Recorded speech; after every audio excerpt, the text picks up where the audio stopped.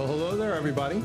Welcome for another edition of Adam Interviews. I'm Adam Chodak. Today, we are talking about all things FLX, all things Finger Lakes, all the beautiful things you can do. And, you know, this interview came up because Nexstar, the company that owns our station, they have a series called Destination New York, and every station in New York State that they own submits several for this special. And it's basically tourism, things that you can do all around New York State. And I thought for one of my segments, of course, we got to talk about the Finger Lakes. How have we not done this?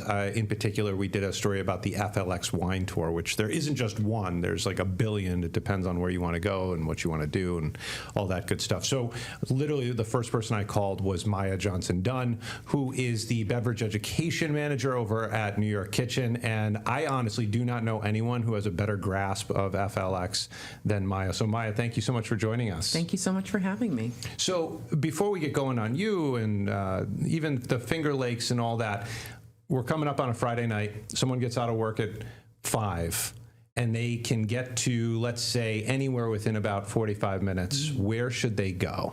Ooh.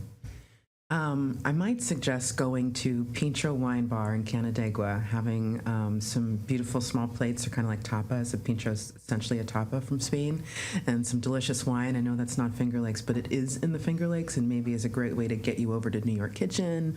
Maybe I'm biased in that. Yeah, but for good reason. I actually did go to Pincho. I absolutely loved it. And what's great about Spanish wines is you haven't heard of any of the grapes. No, it makes it so much easier just to have fun with it. Exactly. It's like southern Italy. You just don't even know it. You're like, I give up. Yeah. So New York Kitchen, if you have gone to, let's say, the Lake House, or you've gone to CMAC for a concert, you've likely passed New York Kitchen, and it blends in. It's a beautiful building. That whole strip, by the way, over the last 10, 15 years, it's remarkable. When you walk in, what can you expect from New York Kitchen? Oh my gosh, so much. It's very easy to spend a day there.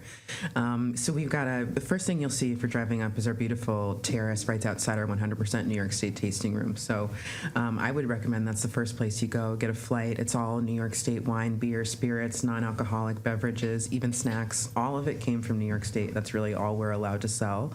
And it's high quality, delicious product. I think that people forget sometimes how wonderful the wines are here. We also have a restaurant. We do beverage classes, which is what I oversee. We do cooking classes. And then we have an annual garden party, which was actually last night. Congratulations, and thank you for joining us after the garden party. It's funny, when I got back to town in 2011, so I grew up in the area, but when I got back to town, you would go to these New York tasting type events, and it would be almost everything from out of town, but there'd be like this one cheese from New York. And now you go, and I think it speaks not just to what's being produced, but also what's being curated, what's being drawn in. It's everything. You can have a full meal, I think, correct me if I'm wrong, from start to finish with ingredients from New York State. Absolutely. I think that we forget how massive New York State is and how so much of it is just agricultural land that is being used for our food, for our beverages, for everything. Yeah, and I guess when I talk about the Finger Lakes, it's interesting. When you go to Napa, I haven't been, but the pictures I see, I get the impression that it's beautiful, and it is farm country, but when you go through the Finger Lakes, it is farm country. Yeah. And it is big, beautiful, family-owned working farms. Right. It's sprawling. Napa's the same way. I think you don't realize as a consumer, just because you're going to a liquor store to buy a bottle of wine, how much wine countries are farm countries. It's sprawling, it's land as far as the eye can see, and it's grapes. And the Finger Lakes, there's a lot of corn. We just do a lot of different agricultural work here. Yeah, I want to talk about the food and beer and all that in a minute here, but because of the FLX wine tour, we focused on that has just blown up. Again, when I moved back 2011, it was starting to come up. We had Rieslings that you could see a little bit in New York City here and there, maybe a little Dr. Frank's spotted around. And now I get the impression that we are on equal footing with some of the big regions in the world. I think we are, quality-wise, absolutely. I do think that we don't see any region that supports its local wine nearly as much as California does, and understandably for good reason. We've got a little bit of work to do, I think, with getting more New York product on restaurant wine lists, but for where we are right now, I'm pretty proud of the progress that's been made. Has there been any type of communal effort to do that, where the winemakers and folks like you over at New York Kitchen kind of band together to get the word out? Yeah, we talk about it a lot. we talk about it a lot at New York Kitchen and how we can get more people just to understand what New York craft agriculture is, and that it's so much more than just what ends up on your plate. And then how can we get restaurants to really think thoughtfully about their wine lists and make sure they're supporting local in that way. Even helped a friend with a op-ed that she was working on for sort of the global view of how we get local wines in restaurants sort of across the U.S., because it's not just New York that has this problem. It's everywhere. With any local wine country, you want to see a little bit more support of what you're doing at home. What is the community like within the Finger Lakes? I know you are a mover and shaker in that. Is it so big that it's hard to fully get your head around, or is it small enough that you kind of know all of the participants? Both. Yeah. It's incredible, you know all of the participants, but then you always hear of these new names that are popping up, new wineries left and right. I think we're kind of maybe on the horizon of a really exciting time as sort of older, more established wineries are starting to maybe look for a succession plan, and new people are coming in that are really eager and exciting to take over. And I think that the beer industry, obviously I follow Will Cleveland, and he talks about a bit of an oversaturation. We are starting to see some of the breweries close here and there. I don't get that impression with the winemakers, especially those that are producing product that are desired out of our region. Yeah.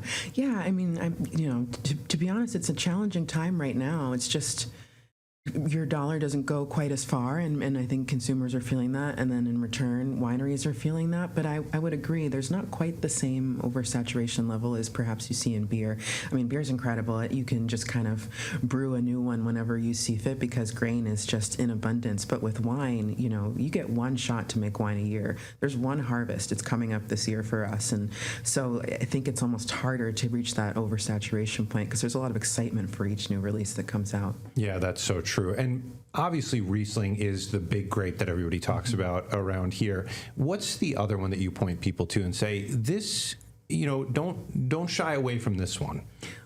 Can I get more than one? You get two. Okay. I think that Chardonnay gets a bad rap, but it is the second widely planted white grape in our region, and we make some really delicious Chardonnays that aren't these butter bombs that sometimes we're used to seeing in liquor stores. They're really delicious, and they have some beautiful nuance and worth exploring. And then Cab Franc is just a fantastic red grape for us here, and there's just a lot of variety in how people are producing it, being a rosé, a still red, a sparkling rosé. I even had a Blanc de Franc the other day from Sheldrake Point that was just chef's kiss. Yeah, so my wife Jill and I, we got married at Sheldrake. Oh, did you? Yeah, so she went to Ithaca College, and I went to Syracuse, and so she knew 89 well, and we used to take trips to Ithaca, and we used to stop at Sheldrake for tastings, and we just fell in love with it. And they had a beautiful outdoor venue that they used, and it's funny, for one of our anniversaries, I went and I cleared out their entire library of 2007. Oh, amazing! Of everything they had. That's incredible. And, at the time when I did that, that was a lot. I mean, it still is a lot of money for me, but that was like. Yeah. But every anniversary we open a bottle. I love that. Yeah, and Sheldrake is such a beautiful spot right on the stunning lake like that. All right, we got to talk about, before we talk about the food, the popularity of the Finger Lakes. I felt like, and a lot of this for me is just feeling because I don't have any data to back it up, but New York City kind of discovered the Finger Lakes, and I'm hearing a lot of people starting to buy places in our area. Yeah, it felt like the pandemic kind of put us on the map. People weren't traveling to Italy or wherever they might have been going for summer trips, and they ended up driving, the 5 or 6 hours to New York, and that just kind of changed, I think, the game for New York wine. It's so silly, but it's almost like the gift that COVID gave us was a really beautiful growing season in 2020, a new audience of people that don't necessarily just live in Rochester, Buffalo, or Syracuse that are kind of curious about our wines, and then fantastic wines that came out of that growing season. That is so true. And what's interesting, so when you go on the FLX wine tour, if you just want to drive around, normally I've always done the big roads, 5 and 20, and then down 14, down 89, but I've been using my Maps app, and I actually love using that because it sends me on all these small country roads. And isn't it like just the most beautiful place to drive through? Unbelievable. Yeah. I mean, I keep thinking, I'm sure Napa's beautiful, Piedmont's beautiful, but this has to be up there. It's got to be up there. You know, my husband just started working at Keuka Lake Vineyards, and we live in Brighton, and he does that drive every day. And I think what makes it wonderful for him is just how beautiful it is, especially in the fall when the trees are kind of popping with color, and you know, it makes the distance not feel so bad. No, absolutely. And I see a lot of local beef on the menu now. What makes and obviously our dairy is incredible, obviously. What makes the farm so special from what you've gathered? I would say the people. And I think that that's the case for any sort of farm that's existing in this region and beyond, is the people who are really passionate about what it is that they're cultivating, and they really want to share it with our local community. Yeah, and I'm noticing quite a bit of Mennonite community has grown tremendously over the years. Obviously, where it used to be kind of, I'd see them closer to the Pennsylvania border and a few Amish communities here and there, but they're around now, and it seems like they're really contributing to the local agricultural product. Absolutely, and not only that, but also helping with building, you know, throughout the region. Just there's some really incredible pole barns that are all built by their hands, because that's how they can work, and it's an incredible population that is amazing, and also something to watch out for and be careful about when you are driving through the region. And so you just don't want to go too fast if they're on a horse and buggy or a bike. Oh, absolutely, and you see the signs. And we've covered some terrible incidents there, so 100%. And then when I see something you were noting about a new winery opening up, or we have Peen Show and we have new this, new that, and it's incredibly talented people behind it, I always hope that there's the demand, that it can be long lasting. Are you seeing that in our area right now? Yeah, I think that consumers are really curious, and I think that the locations that are leaning into the curiosity and trying to educate in a way that is also inviting and accessible are seeing that longevity, especially. Yeah. So let's say you have visitors in town and you want to take them on an FLX wine tour. We talked about this for the piece that we did, which will air at some point, but what would be your recommendation for people? I would make a list and I would go prepared. You could sort of bop around and sort of follow your nose, and that is the beauty of a smaller wine country like the Finger Lakes, but I think it's important to have a list, have the places that you want to go to, and make sort of an itinerary, because we do have these 11 incredible lakes that are kind of in the way of making it easy to jump from one lake to the next. I didn't know there was 11. Want to have a plan? Yeah, I just 11. learned that. Yeah, wow. One for good luck, I like to say. 10 fingers and one for good luck. Nice. But yeah, make a plan, and even perhaps pick a lake, go around that lake, and then come back again and pick another lake. No, I just don't think, unless you try to do like one on one side of, let's say, Seneca on, let's say, the east side, and then the west side of Cayuga, it's hard to get two lakes in one day. Yeah, it's just the driving it can be a lot. But, you know, if you plan it out right, you could kind of, you know, hit one side of Keuka Lake and then go across the land to Seneca. Maybe not realistic to get all the way to Cayuga, but you could try. Yeah, absolutely. That's, hey, you know what? If you start early enough. Exactly. And what's great, too, is look, Geneva's beautiful, Canandaigua was beautiful, but there's something majestic about some of those southern towns, Naples, Hammondsport, Watkins Glen, because the topography, if you haven't been, it's a little more jarring, the gullies, everything like that, and Hammondsport seems to be blowing up right now. Yeah, Hammondsport is fascinating to me. You know, that's where Bonded Winery #1 exists, which I just think is so cool. And, you know, if you're coming from Rochester, you're on the highway for a bit, and then all of a sudden you kind of pop out and there are grapevines everywhere, and it's just really cool. But then Hammondsport, you've not only got Pleasant Valley and Bonded Winery #1, but you've got a great little scene with good food and delicious ice cream, and you're right by the water still, so you're kind of looking up at the bluff, and it's beautiful right on Keuka Lake. Yeah, and I love public access to the lakes, because the land has just gotten so expensive to buy on the lake. I mean, any middle-class dream of owning a lake house is almost gone, which is unfortunate. But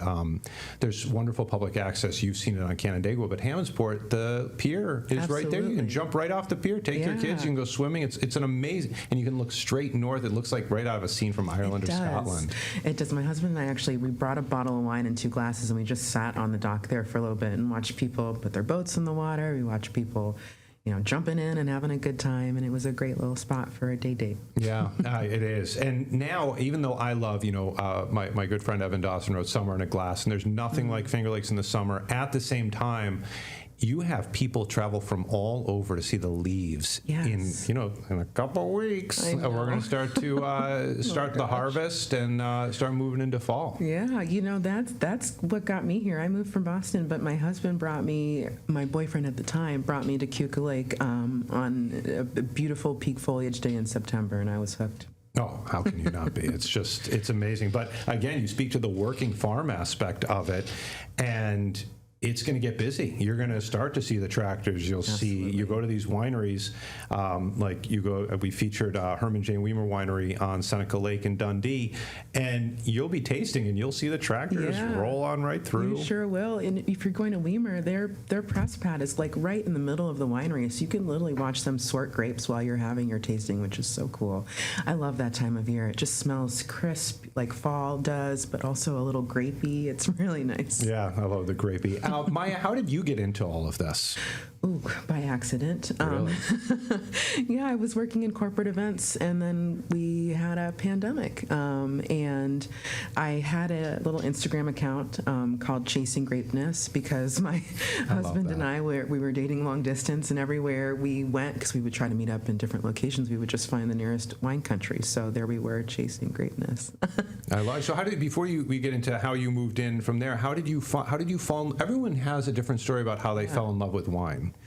For me, wine was just this thing that you would buy and drink, and I didn't really think too much about it until I had a Chardonnay from Seneca Lake, and I put it in the freezer. It was ice cold, and we were enjoying it as it was warming up, and I was just like amazed at how the flavor profile was changing as the temperature was, and it made me realize how dynamic what is happening in the glass can be if you just kind of give it the attention it deserves. That was on your own? Were you prompted at all? Did you have anyone guiding you? I know it was just my husband and I enjoying some wine. He was working at a winery at the time, so we were just kind of talking it through, and then I realized how cool it was. Yeah, absolutely. Yeah. So you're in corporate events. What was the transition moment for you outside of was it finding greatness? Or yeah, chasing greatness. Chasing greatness. Yeah.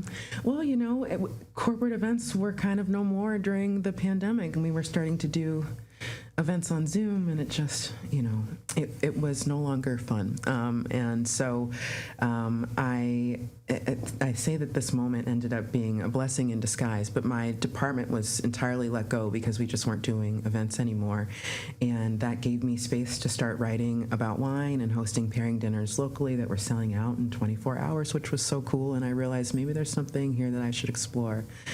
So that's how I met Alyssa Belasco, who's the executive director at New York Kitchen. She came to one of my pairing dinners and asked if I might have any interest in putting together some beverage classes and teaching myself too. Incredible. How did New York Kitchen start? Oh my goodness. New York Kitchen started as a collaboration with Wegmans and the Sands family, and it was inspired by CIA, Copia, and Napa as a place to really celebrate New York's craft agriculture, real focus on culinary classes and real focus on beverage education. And it has just grown from there. We're celebrating 20 years next year, which is really exciting. Wow, that is exciting. And there does need to be something like that. It's, as you noted, for as tight-knit as the community is, it's sprawling. Yes. And you need to be your own cheerleader in this whole, great big world of ours. You really do. And you had, sort of asked about what the community is like. There's a lot of collegiality with sort of bringing everybody forward together, which is why working at a place like New York Kitchen is so fun, because we get to be a steward and partner in that effort. So in our 100% New York tasting room, you can have a flight of wines. You can do a mix and match wine, beer, and spirit. You can even try non-alcoholic rosés from the Long Island region. So it's not just Finger Lakes. We're sort of featuring the entire state and what we do best. What I love about it, too, is how accessible it is financially to take a wine tour. Is not that expensive. Right. Also, just how accessible it is personality-wise. You go to Napa, it can be a different experience. And then in Europe, as I've discovered, they don't do tastings like we do normally. Sometimes you have to not even book, you have to know the winemaker, have a connection, or write a letter to them and say, can we meet you? For all of these wineries to have tasting rooms and whatnot, I suppose the only thing is the distance. For those in Rochester who want to get out there, or at least taste are there ever tastings in the city, let's say, if people can't get access to Keuka or Canandaigua Lake? Definitely. I would keep an eye on our local liquor stores. I know that Pinnacle occasionally has people in sampling, same with Market View. through, and I would just keep an eye on what they're doing. And you can also find fantastic pairing experiences happening in the city of Rochester, where the wineries are sending their winemakers up here to dine with you and tell you about why these wines work so well with food. And there are a lot of different opportunities to kind of taste and explore. And then I think if you can find local wine on the local menus, you should order it, because it means a lot to these actual people that are trying to keep a business alive. And you have these wine bars that are opening up too, and a lot of them feature all this great local wine. If people want to work in the business, in the food and wine business in the Finger Lakes, is that possible? Where do they live for something like that? I mean, is there housing for them? There's housing for them. You might be surprised how many people are commuting even from Rochester to work in the Finger Lakes. It's actually really funny. We're a team of 8 at New York Kitchen. 4 of us live in Rochester, and we will have maybe once a week a customer say, I would come here every day if I didn't live in Rochester, but it's a 35-minute drive. It's really not that bad. So you'll find that people are commuting a fair distance for some of their jobs, but I think that they love what they do so much that it makes it manageable. There's nothing like a book on tape either. And you're from Boston, so when you hear someone complain about a 35-minute commute, you're like, okay. Yeah, I went far shorter distances and much longer amounts of time, so this is not so bad. You've heard of the Big Dig, right? Yeah. Like, that was my life. Gosh. No, that's actually a really good point. And then you get the almost serenity of going from an urban environment. That would be interesting. And you probably experienced this, where you experienced the end point here in Rochester, so to speak, with all of the beautiful restaurants and everything like that, and then you go to see where it's made. The farm to table is your life on a daily basis. Absolutely. It's amazing. It's funny because I spent a little bit of time in New York City too, and I moved home to Boston and it felt too quiet, and then I moved to Rochester and it got a little quieter. But I really appreciate, sort of the life that we have in this city. It's a great way to be able to spend a day. Spending a day, not let's say they're not into wine, but being a foodie. What do you recommend? So it's interesting. I wish there were more food options around the lakes, and it's really amazing to see. I always talk about the ingenuity of wine people in general, right? Because you get one chance to make wine a year, and they just have to be really on their toes with what they're going to do. You also see that in their business planning. So people are starting to open up restaurants or do food service at their wineries, and it's getting really interesting because everybody wants to bring something different to the table. So I would say that there are fantastic restaurants around the lakes. Sometimes they're a little bit few and far between, given these lakes are in the way of getting there. So it's always great to go to a winery like Fox Run, for example, which has a fantastic chef on staff and really great food. And then you can pair it with your wine. Or another example might be Kemeter, which has beautiful Rieslings. And then you can literally just walk down their hill where you've parked your car and grab some dumplings from Sense Dumplings. And it's a fantastic pairing. Oh, I didn't know either of those things. So I will be hitting that up. What lake is that on? It's on Seneca. Seneca? Yep. Wow. Yeah, that is interesting. Before this conversation, I hadn't thought about that. You have gorgeous restaurants on the northern tips of these lakes and then on the southern tips, but you don't have a lot in the middle. Plum Point Right. is lovely, but, is the Wienery back open yet? I know they were closed for a bit. Yeah, I don't know. I would assume that they must be in the thick of, summer, and then they'll close for the winter time, but yeah. Yeah, it is interesting but then I guess the middle, you only have people driving by, you don't have that congregation of people, but we'll see. But the other thing I wanted to talk to you about, because we are seeing it even in the middle of the lakes, these pop-ups where they'll be here for a season. What was there one called Supernatural Lake or something like that? Yeah, it was just interesting. It's like Brigadoon. It was like there and then it wasn't. And then it was gone. I know. But I love that people are doing that here because it gives me like New York City energy, right? Like when I was doing events, that's what we would do. We'd create these pop-up experiences for people to see something in real time that they might not see every day. So I love that energy is extending to the Finger Lakes, which maybe people might argue is kind of sleepy, but I would say the opposite for that reason. Yeah, absolutely. I know there are going to be people who watch this and think talk about wine and food is snobby, and I might have been one of those people 10, 15 years ago, but actually I found it to be the exact opposite. A lot of the people you run into are salt of the earth. Mm-hmm. It's farming. I don't know how much more grassroots you can get, and it's it's wonderful to patronize those people. And so I'm using that to get into a wine tasting pairing. There are some that can go 10 to 15 dishes, which sounds ridiculous if you haven't done that. But I've had the great fortune of doing it, I think, 2 or 3 times. And it's an incredible experience because you talk about bonding with the land. And I get that feeling when I do that. Yeah, there's really nothing like sort of better understanding where the thing in your glass came from. And if you have a winemaker or, owner talking about why things taste the way they do with the food, it just kind of changes the experience completely. And then the chefs will come out sometimes, the winemakers, you'll come out and kind of blend the two. And anything that people should know of, are you, I know you sell out in 24 hours, but any cool events that people can put on their calendar? How can they track it so they can be on that short list? Well, if there's interest in beverage education, and, my favorite thing about teaching is I like it to be fun and accessible. And I love when somebody says to me, I didn't expect to learn so much, but I had a really good time. So if that kind of thing interests you, then sign up for our newsletter at New York Kitchen. We send them out every week talking about the classes that are coming up. We're planning on a number of pairing dinners and something that we're calling Chef's Counter, which will be in the tasting room itself and all paired with New York wine. We're just trying to have fun with how people experience their food and beverage. And then what's great, I've taken a few classes like that, and here's what it did for me. Up until those classes, I would walk into a wine store, and I was lost. I actually kind of got like a little anxiety because I didn't know what to pick. But within a few classes, suddenly that whole room opens up. The names on the walls suddenly make sense to you, and it does now. It goes from something where it's a mystery or even a little anxiety-ridden to something that's fun, and it's an exploration. Absolutely. My favorite class that I'm teaching right now is called it used to be called Wine for Normals.